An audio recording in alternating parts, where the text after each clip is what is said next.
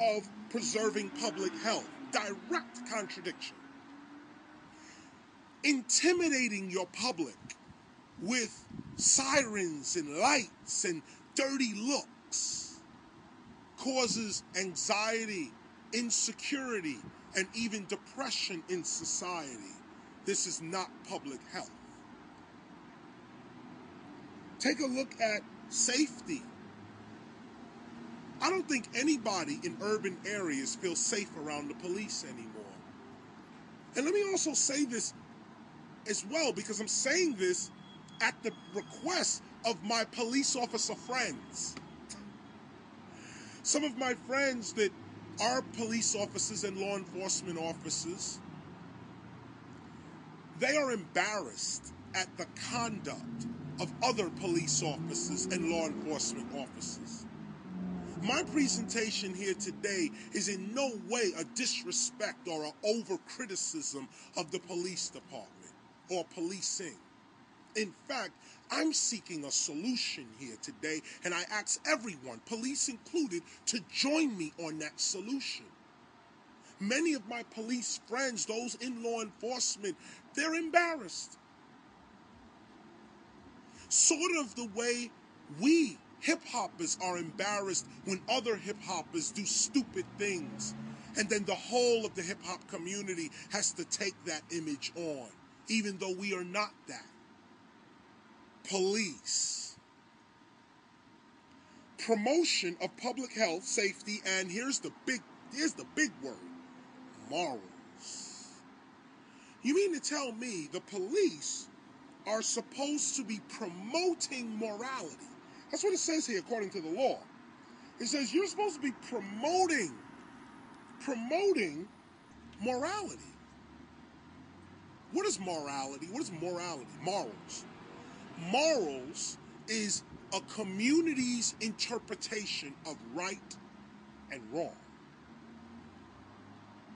Moral behavior is behavior that leans to the right with knowledge of the wrong. We know what is wrong, so we stay from that. We know what is right, so we move toward that. A person of high moral character is one who seeks to do the right thing.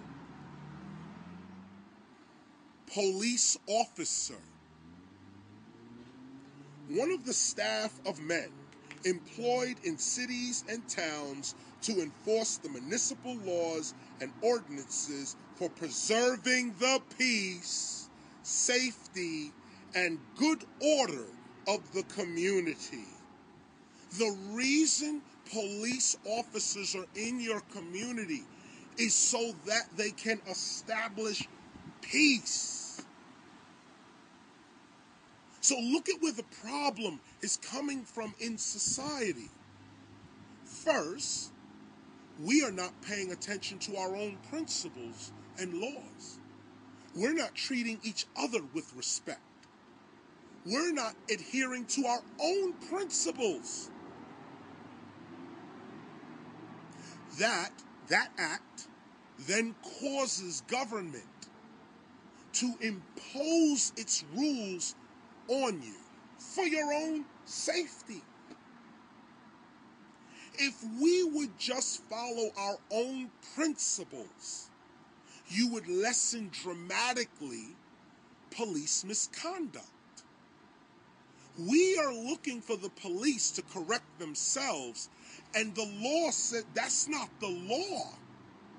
The law is when you correct yourself, the police has to respond to your attitude, to your principles, to your correction. Let us now read police powers. To prevent the commission of fraud and crime, and secure generally the comfort, safety, morals, health, and prosperity of its citizens by preserving the public order, preventing a conflict of rights in the common intercourse of the citizens, and ensuring to each an uninterrupted enjoyment of all the privileges conferred upon him or her by the general laws. Now, what's interesting here is two things. One, a quick thing is, it's interesting how the Black's Law Dictionary says with police powers that that is the power to ensure to each an uninterrupted enjoyment of all the privileges conferred upon him or her. Yet, when it comes over to police itself, when we talk about a police officer, it says one of the staff of men employed in cities and towns to enforce the municipal laws and ordinances for preserving the peace, safety, etc. So, if you are a policewoman, is that lawful? Correct, even? The law clearly sees women in the law, but it doesn't add women in police officer. I think police women should look into that very closely. But that's not the point today. Let's get into what the point is. The point is, what is police power? What is the function of the police?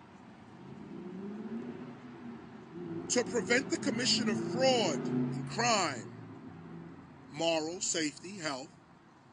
And what's interesting here is preventing a conflict by preserving the public order, preventing conflict of rights in the common intercourse of the citizens, meaning when I got a beef with you, you got a beef with me, we're trying to get this money, we in business together, somehow, a conflict breaks out. And neither you nor I can solve this conflict because I think I'm right and you think you're right. We call the police. The police are supposed to come and be an arbiter, supposed to be able to, according to law and morality of the community in which they're serving, is supposed to deliver a verdict right there. And we're supposed to be satisfied with that verdict. And if we are not, we can go to court.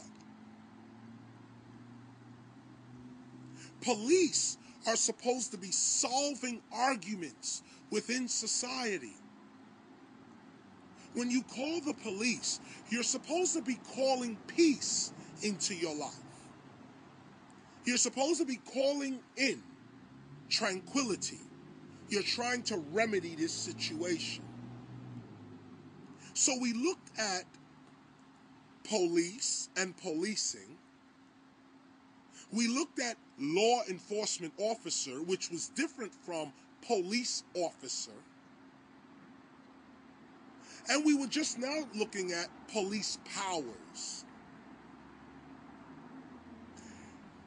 Looking at all of these definitions of the police, policing, law enforcement, and law, we come to the conclusion that violence in society is not caused by the citizens.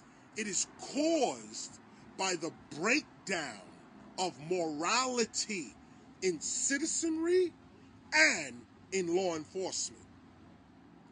If citizens would rise up and be law enforcement officers themselves, meaning it is your duty to preserve the peace wherever you go, the police would have no choice but to follow that lead. Or, let's say the public is going crazy, as it is. If the police would act according to the law themselves, we would have at least an example of what morals and good law is. But they themselves have been corrupted. And so I stand here today on behalf of all serious law enforcement officers, all serious police officers, all serious lawyers and attorneys, legislators, lawmakers. It's time for us to promote and respect the law. This is how violence decreases in society. It is not some kid on the corner shooting a gun at another kid. That's not the cause of the violence. The cause of the violence is, first, illiteracy. Second, poverty. Third, corruption.